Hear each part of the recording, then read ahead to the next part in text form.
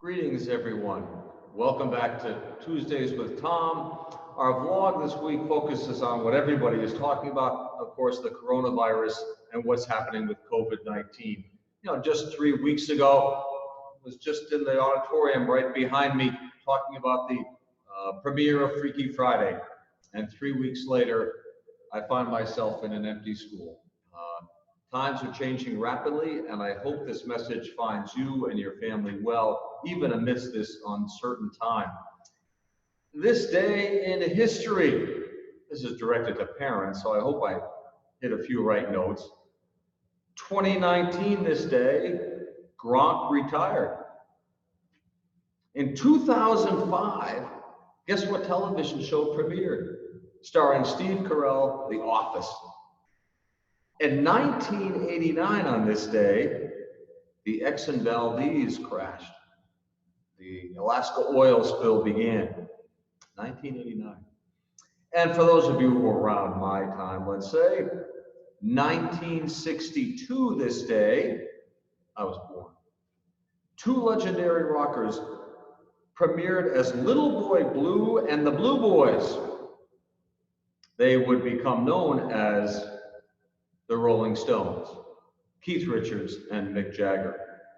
Some Rolling Stones songs that might be appropriate, inject a little humor perhaps as we're all stuck at home. And pardon me if the vlog's a little longer than it usually is, but hey, I think you have some time. Gimme Shelter. We all want a little shelter these days.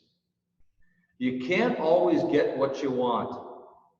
True at the grocery store, maybe true at home.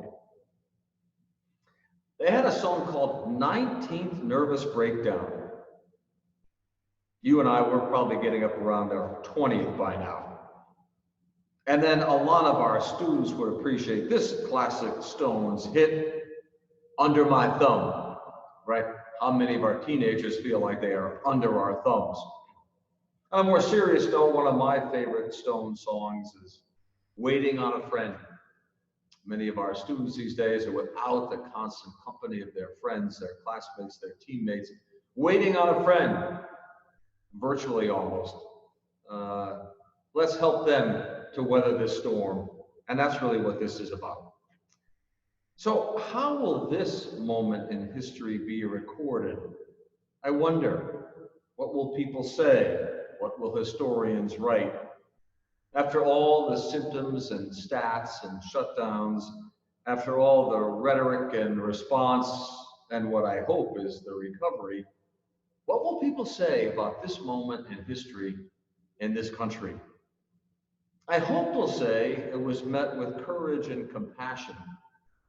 I hope they'll say it was endured with perseverance and prayer. And finally, I hope they'll record that it was overcome with the two things that bind us together, our family and our faith. And let's recognize that those mean different things for all of us. Our family, whoever that is in our house, whoever that is in our genealogy, whatever that is for culture and creed, our families are unique and different, and that's a beautiful thing. And the same with our faith, right? We have a shared faith experience, a shared faith life here at Fenwick, and we also recognize and appreciate, indeed we celebrate and are blessed by the diversity of faith experiences in our Fenwick family. These are defining moments for us, especially as parents and guardians, as providers and protectors, as mentors, as caregivers and role models.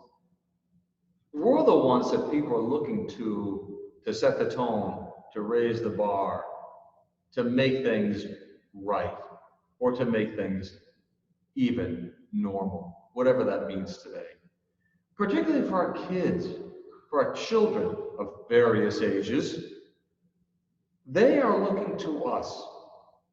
Whatever their ages are, we must be for them the strong and the steady, the supportive and the centered. And so it got me thinking about what helps me to be centered amidst times like these, when you can just feel things shifting around you, things unsettled beneath you. How can we be centered for the young people who want us to be the rocks? Well, a couple of things that I'm trying to do. One is to be balanced in all of my responses, even via email, right? We all know the nicest note or even the shortest thank you can mean such a difference for us. Getting a great email can change your day. And we also know that getting something that is, not so positive can really leave a mark. So I'm trying to be balanced, measured in everything I write, especially online. I'm also trying to breathe. And that's true especially online. We're bombarded with so many things all at once. All the emails and the apps, all the messages and the requests. I know I just need to breathe sometimes and to remind myself to take a breath. I'm trying to be present to the person in front of me, present, even if it's virtually, to the person on the other side. And I'm also trying to keep perspective. I was trying to adjust this camera so that you could see the backyard of Fenwick. It's such an amazing space. It always brings me hope. I look at that long expanse, reminds you of the long horizon, God's horizon. We have to trust in that. This too shall pass. And finally, I'm trying to do two other things that are really important, at least for me. I'm trying to be grateful. That's really hard sometimes. I'm trying to be grateful for the people around me, for the blessings that I enjoy, for the opportunities that we have. Even grateful for what is now a lot of time with family. How often do we cherish that when we don't have it? Now that we do have it, perhaps we ought to just take a moment to enjoy it. And then I'm trying to pray, right? So hard when you can't go to your church or whatever house of worship that is that's sacred for you. It's so hard when everything is virtual and online and remote and all the rest. But God is as close to us as our own heart, as our own soul.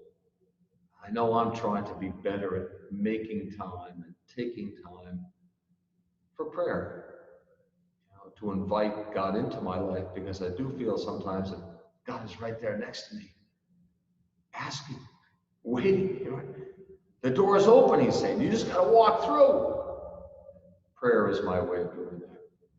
So you'll see in this message this week some links to resources here at Fenwick. I want to just remind you to keep checking your email, your personal email. That's the way that we communicate with you now. And I also want to draw particular attention to a new initiative that we're starting today.